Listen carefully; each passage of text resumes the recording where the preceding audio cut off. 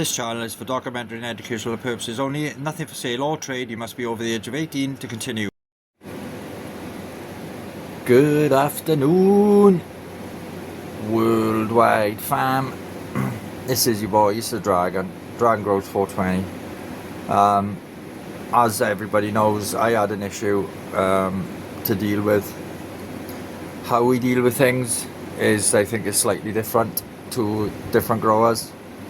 Some people will just think it's not worth it and just cut everything down and kill your garden.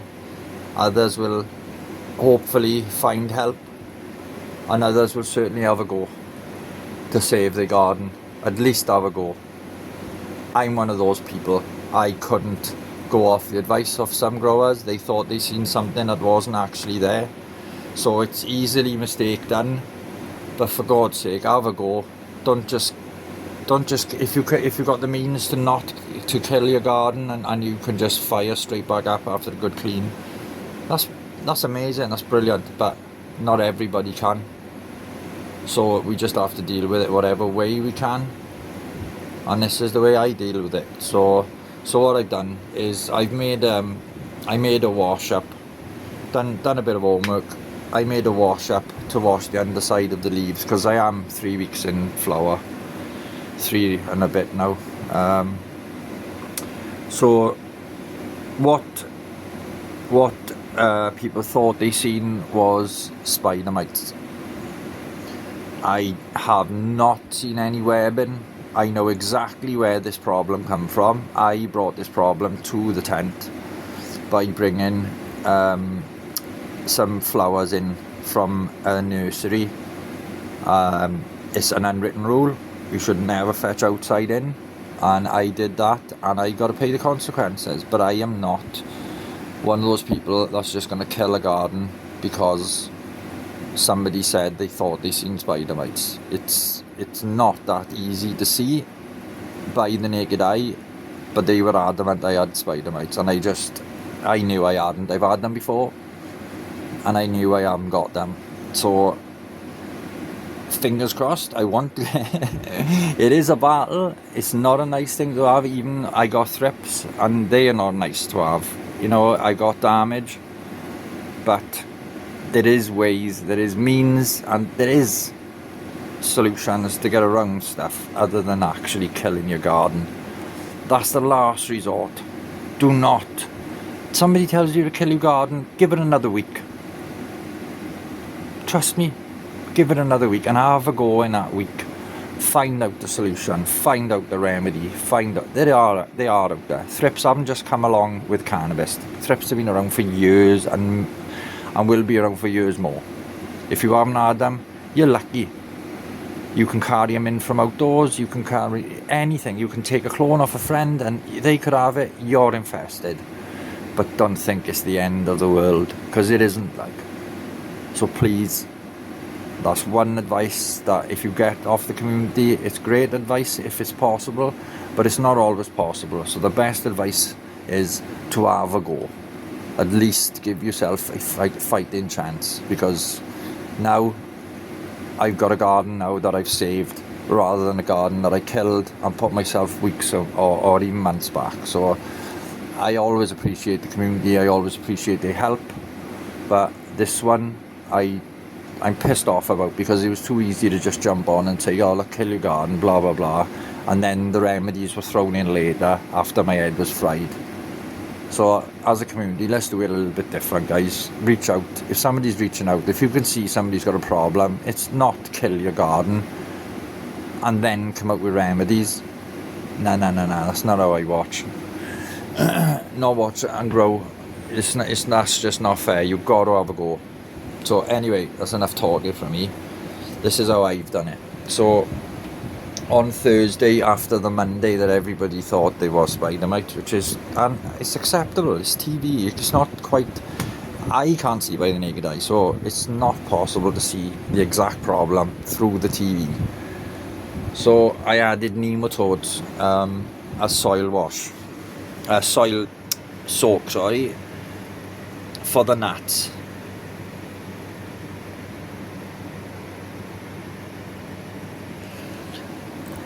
I've still got gnats. That is not what I'm trying to do. What I'm trying to do is reduce the gnats. And I gotta be honest, things are working. So, as for today, I have added the predators for the thrips. And I've also added, I added for the spider mites, they're the prevention.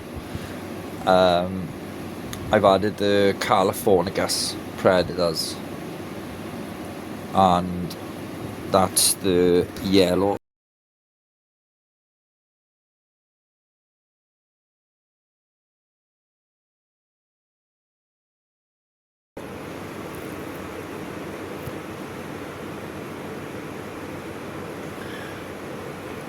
So they're going to take care of any spider mites. If I do have them, I haven't got them, but the spider mite shout was a scare, and I'd rather prevent them than have them and have to deal with them. So I do appreciate everyone that give me the heads up for that advice, but you know what I don't appreciate. I'm not going to go over it again, that's bullshit.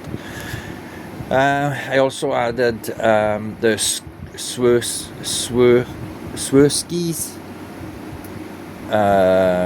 the predator mites lacewings, yeah.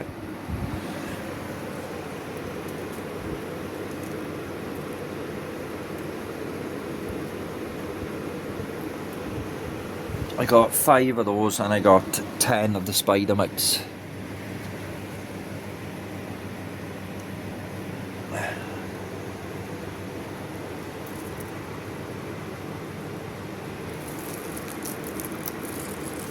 They're all just in there.